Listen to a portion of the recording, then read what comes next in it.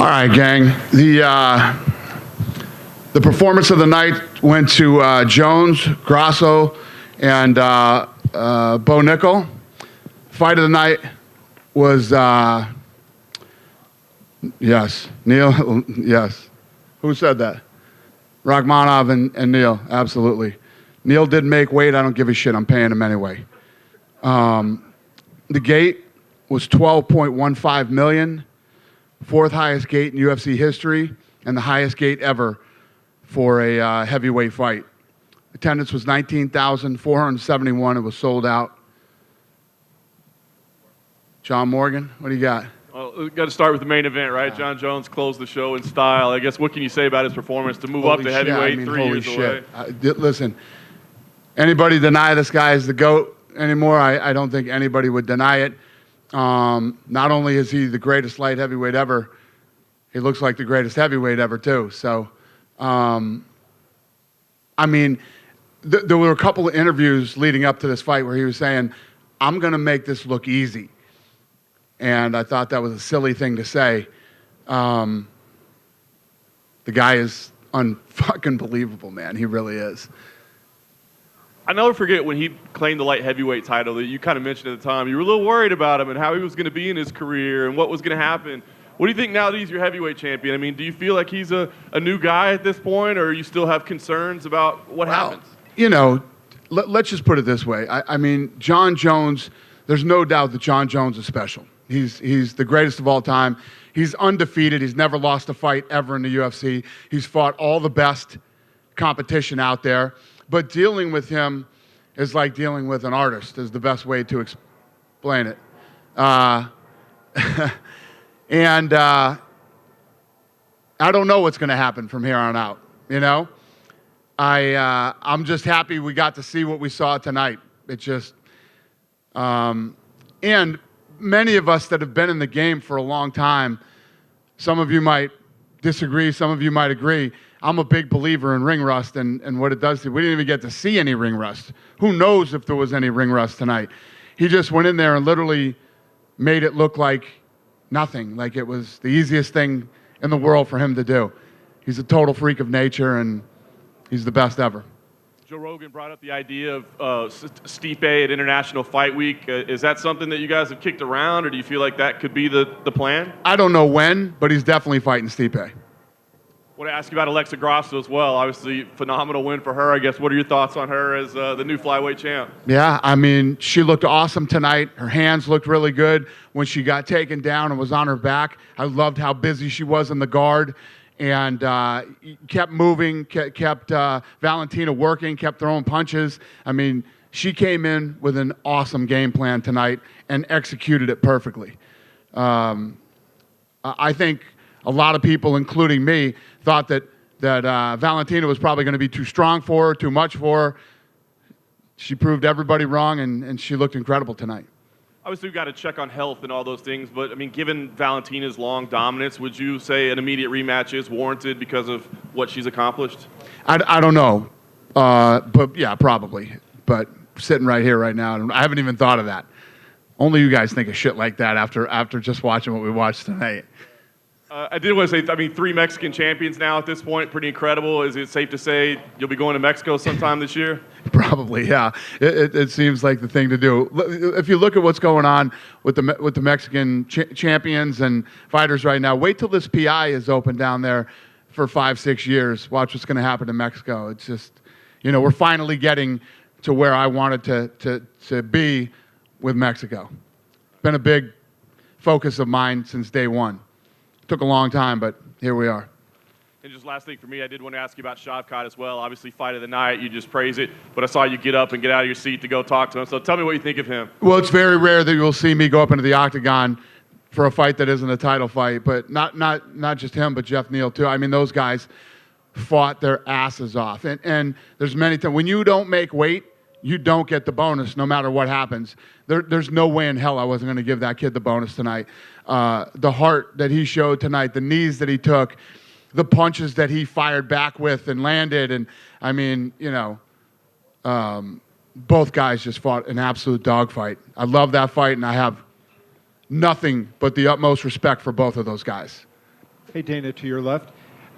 You and I have talked a long time about how good Jon would have been if he didn't get in all that trouble or anything. Now that you see him, even though he's older now than he was before, do you think he can be even better as a heavyweight than he was as a light heavyweight? I don't think that you and I ever really argued about how good he could be. He was. He is. He's always been the great. I mean, through all the things that me and Jones have been through, in both of our careers here, I've never denied that this guy's the best ever. The question is, how big would he be right now? And I say, you see, he's got the biggest heavyweight fight of all time, one of the top grossing fights. Eric was just telling me tonight, this is going to be one of the biggest social media events we've ever done, et cetera, et cetera. The question is, this guy he should be on Nike commercials. Those are the things when you talk about how big and how great Jon Jones could have been had he not had the personal problems. Those are the questions that we'll never know. And you look at him now, do you think, given his attitude that he has, he seems so grateful for things, he seems in great condition, that he can go on a long time, right? Who knows what he wants to do, but do you see in him that he has a number of fights in him if he chooses to do that? I don't know. This is what you get when you're dealing with Jon Jones. I know he wants to fight Stipe. He wants to fight Stipe. He's interested in that fight.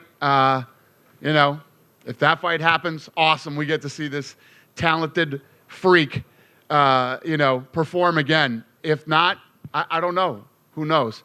I told Hunter, charter a jet and send him right back to New Mexico right now. Let's get him home safe and sound. The other thing I wanted to ask you about was was Gane, he made Gane not look very good, and Ciryl gets out wrestled by Francis, now comes in this fight. Do you think Ciryl needs to kind of go back to the drawing board and kind of take a look at what he's doing? Obviously a great athlete, but maybe hasn't gotten all the pieces together that he needs to compete against these kind of guys? Well, the Francis fight, if he doesn't go for the heel hook, he wins that fight. He made one silly mistake, out of the 5 rounds. Tonight, to even compare Francis Ngannou or Ciryl Gane to Jon Jones, you can't even compare him to this guy. He went in there and finished. I don't know how you got. I still can't fucking believe what I saw. How easy and how fast and how simple he made that look. It's still blowing my mind. So it's hard to even talk about him in any other heavyweights.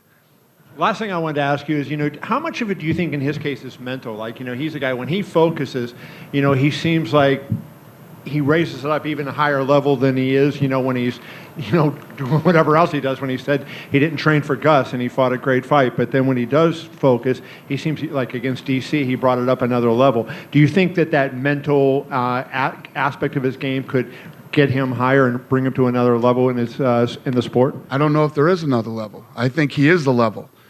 He's the level. I've heard stories that I don't know if they're true or not true. I don't know what's true or not true anymore these days. But if the stories are true that I've heard of Jon Jones in the past when he was the dominant light heavyweight champion, wow.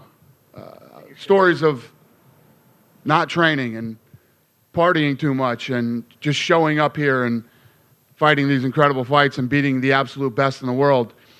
And even if you look at him tonight, he's had 3 years to put on the weight.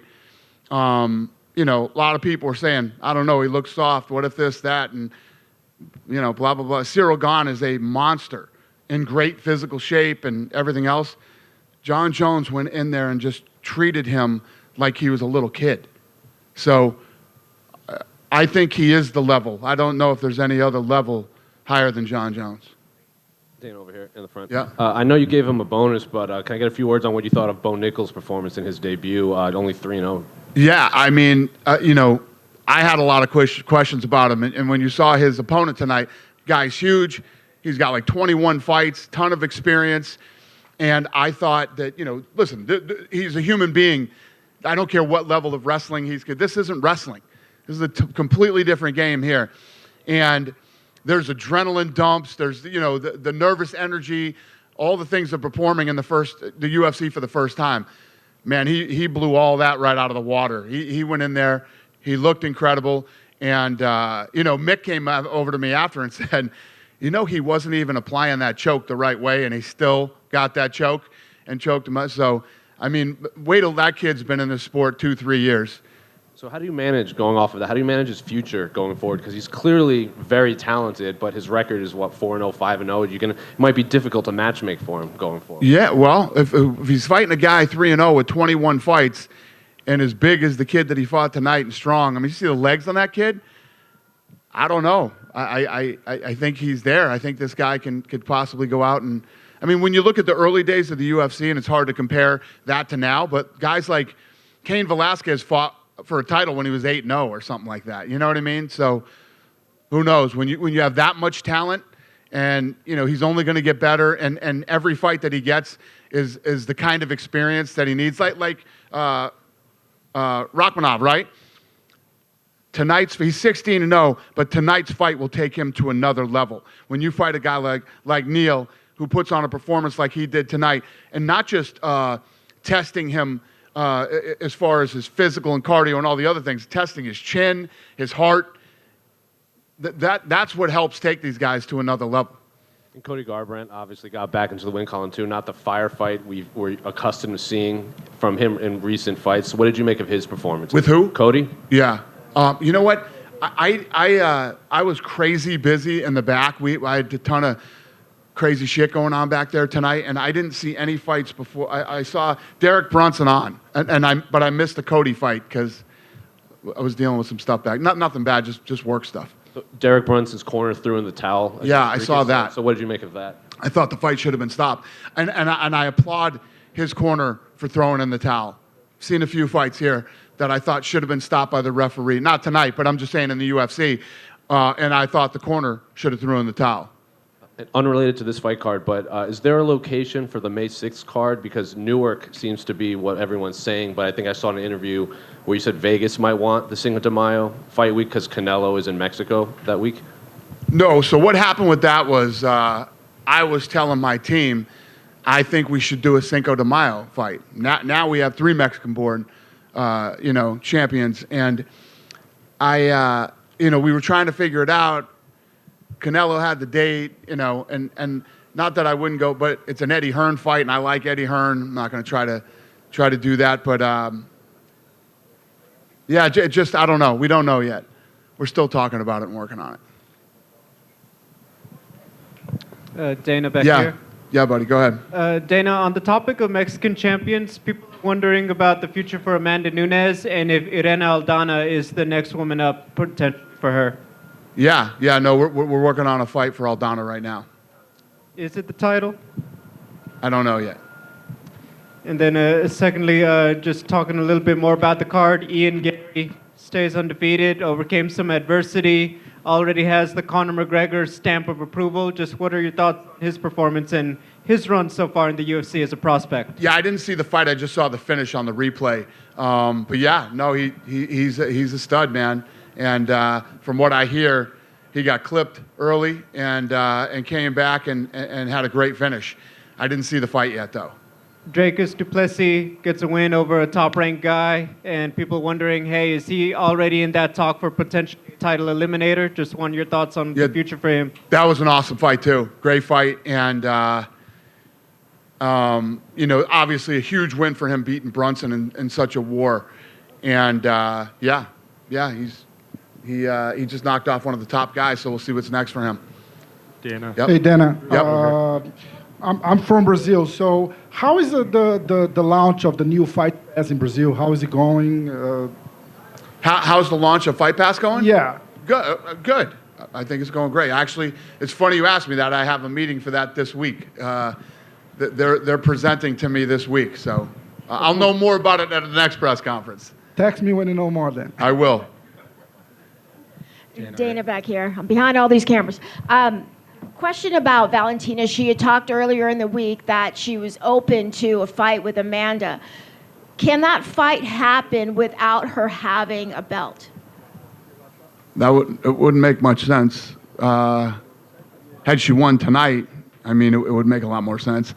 It would be like a super fight. But yeah, probably not. And I'm sure she's probably more interested in Alexa Grasso right now than.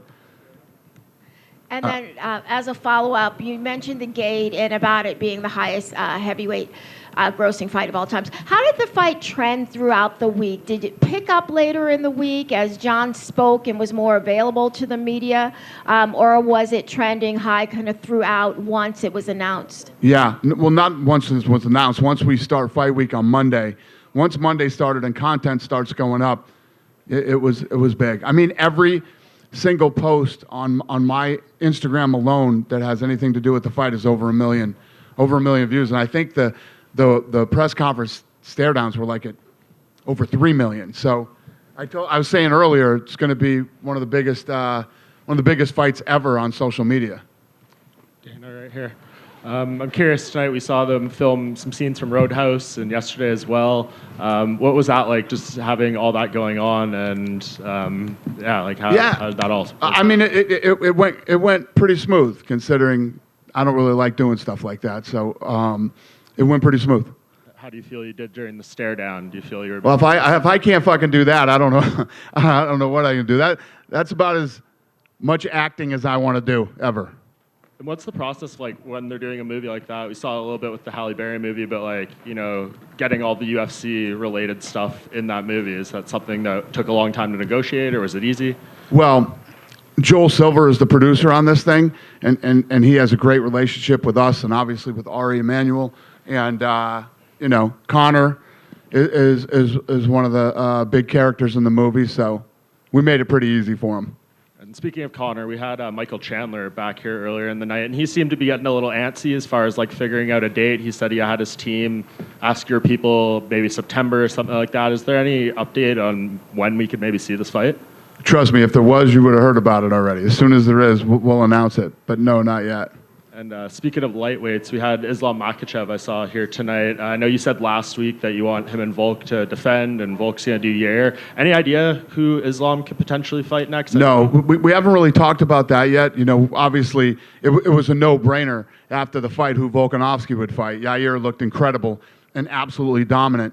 And then we'll figure out what's next for Islam. Yeah, we have that fight with Neal and Charles coming up in May. I know Dustin Poirier has been kind of outspoken, maybe wanting that shot. Is there any chance maybe he's someone you consider? That he wants what? He wants the shot maybe at Islam next. Got it. Yeah, no, we really haven't even talked about that yet. There's been so much shit going on. We haven't even had a matchmaking meeting in like 2 weeks. So we got to get our shit together after this event. Thank you. Yep. Dana down here to your right. Dana. Yep. To your right here. You touched on how impressed you were with Shavkat Rakhmonov. He called out Colby Covington afterwards. I know you don't make fights straight afterwards, you always say it, but is that something that makes sense? Yeah, I didn't know that. Yeah, that's fun. That's a fun one.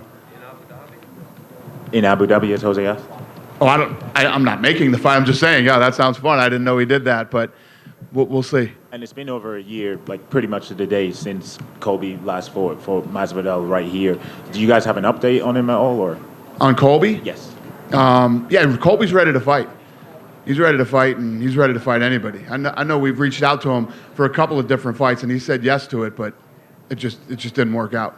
And I don't mean to potentially put a dampener on Jon's major success that he has right here, but he said he's not getting lit this weekend, but he's got an after party here in Vegas. Does that at all worry you slightly? He has an after fight party here? Yes, he does. I think it's at Hakkasan. Not that I'm plugging tickets. There's a billboard for it on the street. Is there really? Yeah. So does that worry you at all slightly? I mean, it does a little bit, yeah. Yeah. I'm not gonna lie. Thank you. Like I said, I told Hunter, charter a fucking plane and get him back to New Mexico ASAP. I didn't know he had an after party, but. Thank you. Thank you. Yep. Dana? Yep. From a business perspective, it's of course great that Jon Jones won tonight, but the fact that Ciryl Gane lost and he was like the French fighter in UFC, and you guys had a big event last September in France. Do you see that maybe as as a problem for the growth of the sport in France? Or? It's funny. Eric was telling me tonight that the UFC is the top 13 trends in France. He said that's unheard of. It's just that type of stuff never happens. So I don't look at things that way as far as the business goes, because whoever wins, and it is what it is. it's like we were talking about, Mexico has been a huge focus for me for a very long time. And here we are in 23, and it's all just starting to align now. Where we have 3 Mexican-born champions. We're building a PI there. It's just, you do what you can do. You focus on certain areas. You build the business, and then it's all out of your hands once that cage door shuts. It's up to them. It's not up to us, and we just have to go with whatever happens. Ciryl Gane is from France, but he's still one of the best heavyweights in the world. It's just Jon Jones is so much better than everybody else. It's crazy. Dana, when Michael Chandler was back here, he said that him and Conor have not really liked each other as much as he thought they would, and actually there's a bit of contention in filming of Tough. Has there been any incidents between those two? That who didn't like each other? Michael Chandler says him and Conor are not friends. He and Conor are not friends? That's weird. How's the filming? Did anybody think they were friends? I think they liked each other before they started filming. You think that what? They liked each other before they started filming. Michael said he thought he was going to get on with Conor, and since filming... Oh, Michael? Yeah, Michael Chandler. Oh, Chandler. All right, I don't hear well. Thought you said Makhachev. No. Where are you from, buddy, that you think those two were going to be friends? Yeah, but they did. Chandler and Conor were very respectful to each other. And then some things started escalating that you'll see on the show. And, yeah, they do not like each other now. A lot of shit went down on Friday. Yeah. Good for the show, though? I don't look at stuff that's good for the show or things like that. Whatever happens, happens. The stuff that just happened shouldn't have happened. And I'm getting old, boys. I'm getting old. I would have been in there sooner back in the old days. But, yeah, not good. Did it get physical? There was a lot of shit that went down on Friday. Yeah. Dan over here. Just a quick one. We had Marc-Andre Barriault win earlier tonight. When are you coming back to Canada? September 2019 was the last event in Vancouver. Is there anything in the works at all? A lot of Canadians are wanting to know. Yeah, tonight was a massive event in Canada. We were trending really, really big in Canada for pay-per-view. And obviously, Canada's been an incredible market for us since the early days. So we're trying to get back to everywhere right now. But yeah, we're going to get to Canada soon. We're working on that now and figuring that out. There's just, because of the COVID thing, there's so many places that we haven't been in a lot. I mean, we're going back to Miami for the first time in 20 years. So the answer is yes. Would Montreal be near the top of that list just because they haven't, I think out of all the cities, they've been kind of the one that's been the longest without an event, and that used to be a mainstay when George St. Pierre was in the UFC. Is that something you're looking at? Well, obviously, Toronto is a big one for us. That's the one that I always think is, when we go back to Canada, we go to Toronto, it'll be a massive event. And then once and I'm not saying that's what we're doing, I'm just off the top of my head right here. But you get in Toronto, and then you start moving around Canada like we did when we first went into the country. Dana, sorry, just one more quick one for you. Yeah. Can you clarify what happened with Darren Till's release? He said he came to you guys and asked to be let go, but online fans think because of his losing skid, maybe you guys released him. They think that what? That maybe you guys cut him because of his recent losses, but he says you guys, or he came to you and requested his release. Well, like Darren Till said, we have an incredible relationship with Darren Till. We like him and we respect him very much. And, let me just put it to you this way. Darren Till's not the only guy that's ever come to us and said, I just can't compete here anymore. You know what I mean?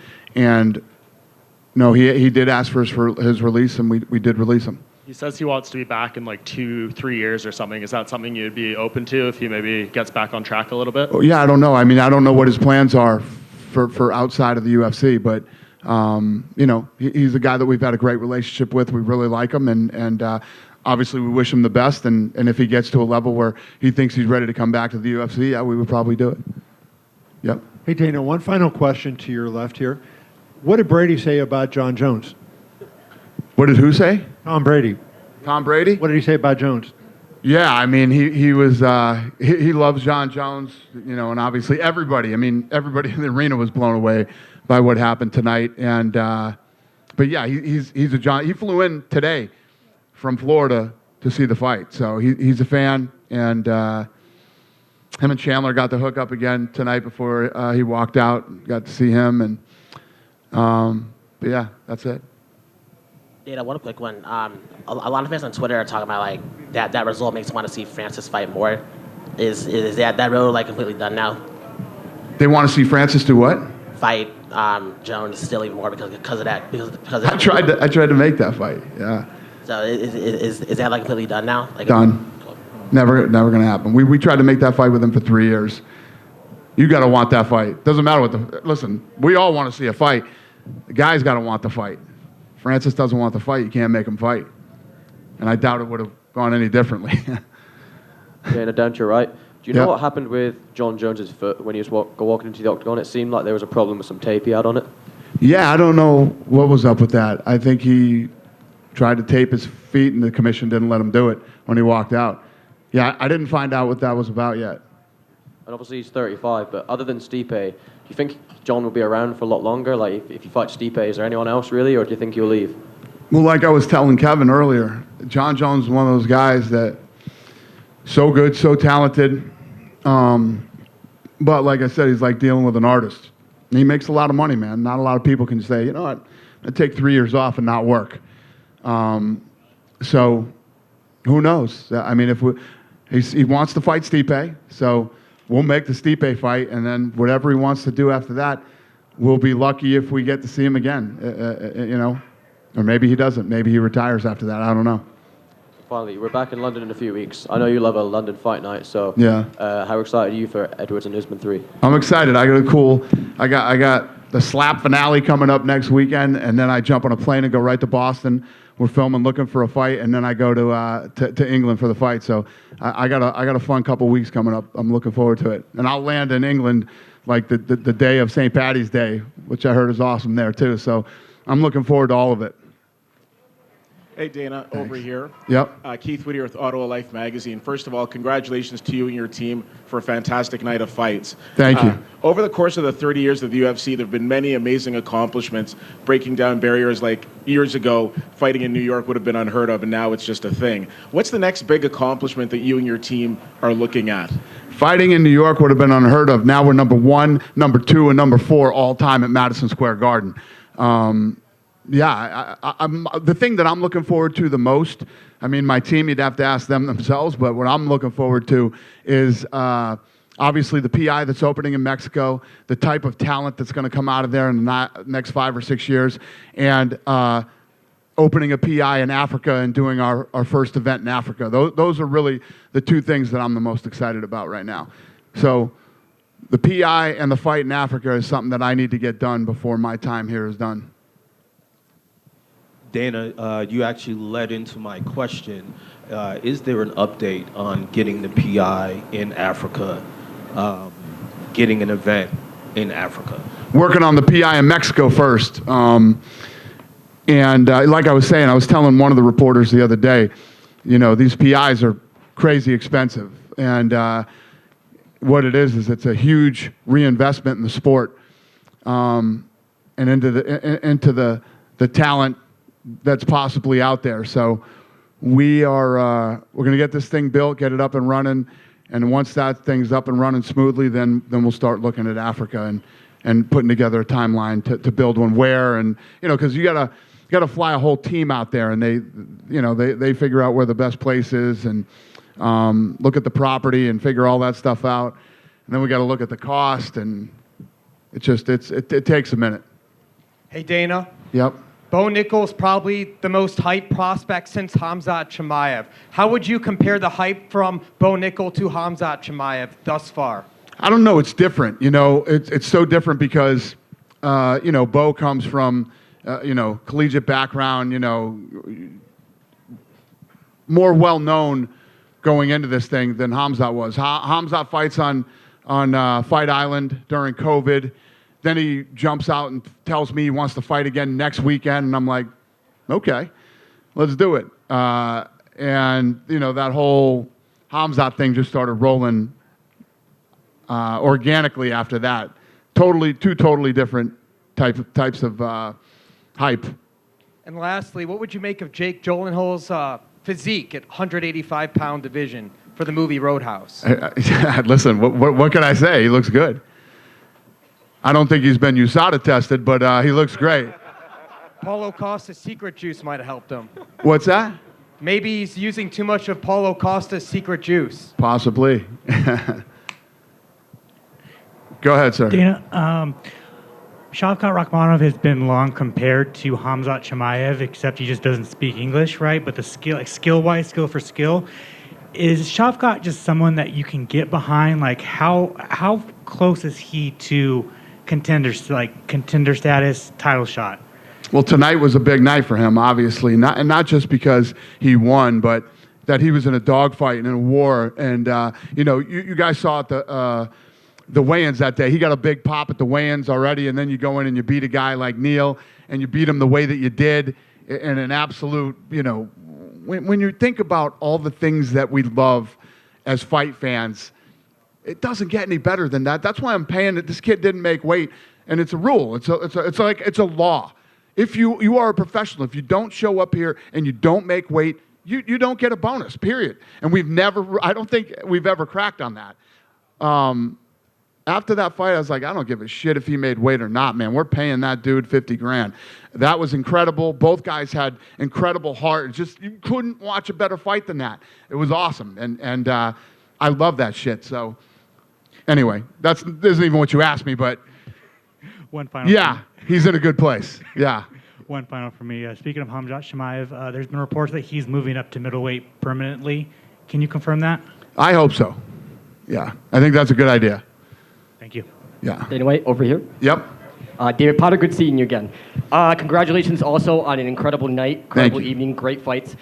You've had a relationship with Jon Jones since he was 21 years old, and 2 years later he has the weight in the world on his shoulders as a world champion. Having to grow as a person with millions and millions of people watching and being called the GOAT at such a young age, how would you describe his growth as a person and also his growth as a fighter?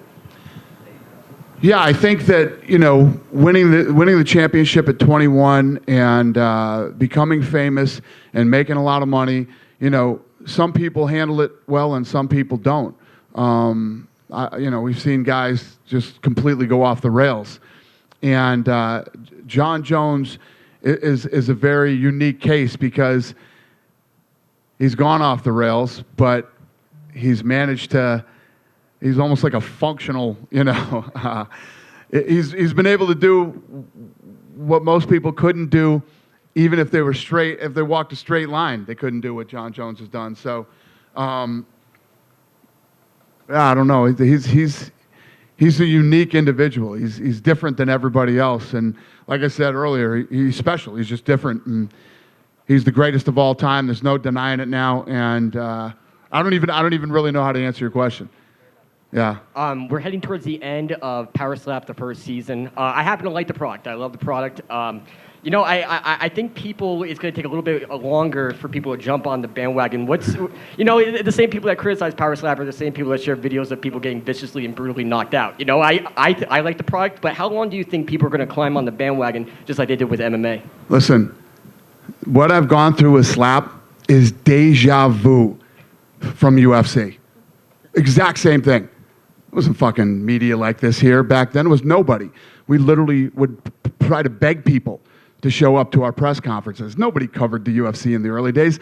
People act like they did now, but they're full of shit. Yeah, Sure Dog and UG were probably the only... That's it. And those guys didn't have the money to travel around to some of the places that we went to do fights. We were at a press conference one time. I've told the story before, and I don't know how we got the couple of media people that were there, but one guy was Spanish, Mexican. It was a Mexican newspaper or something, and I had Tito Ortiz up there, and the guy goes, Tito, blah, blah, blah, blah, blah, blah, starts talking to Tito. Tito goes, I don't speak Spanish. I shit you not, the guy got up and walked out of the press conference. He was one of two guys that were there. So, if you look at Slap, it's identical to everybody in the media ripping it apart. And, I just, in a couple weeks, I'll let you guys know. And I can't wait to say I told you so. And one more question from me. Jake Gyllenhaal, obviously, filming Roadhouse. Great scenes that were filmed yesterday, also the fight scenes. I personally think it was a late stoppage with that flying knee. So how has the business relationship been for them to come in and say, hey, we want to do filming? What was the process of getting that done? Well, I said it earlier. We have a good relationship with Joel Silver, and he's one of the biggest producers ever. I mean, if you look at the movies he's made, it's every movie we ever watched growing up, from Weird Science to, you name it. This guy's done it.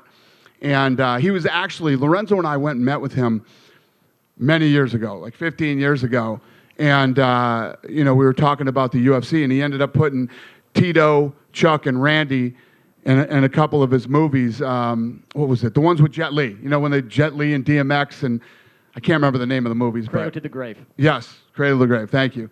And that was what started our relationship with Joel Silver. And then he's very close to Ari, so we were willing to do this with him. Always a pleasure. Thank you very much, Dana. Thank you. Yeah, go ahead, sir. Hey Dana, Jon Jones is the GOAT. Who do you have in your top 5 of all time? Shit, right here off the top of my head. I mean, you got to go Jones, GSP, Anderson Silva, and 2 more that I can't think of right now off the top of my head. But yeah, those are my top 3. And one more, Dana, I'm sorry. What's that? Can you take me back to your first meeting with Jon Jones? What was that like, your first time you ever met him? Oh, shit, I don't remember. That was a long time ago, man. I don't remember my first ever meeting with him. Yeah, I have no clue. You guys done with me? Have a great night. Thanks, everybody.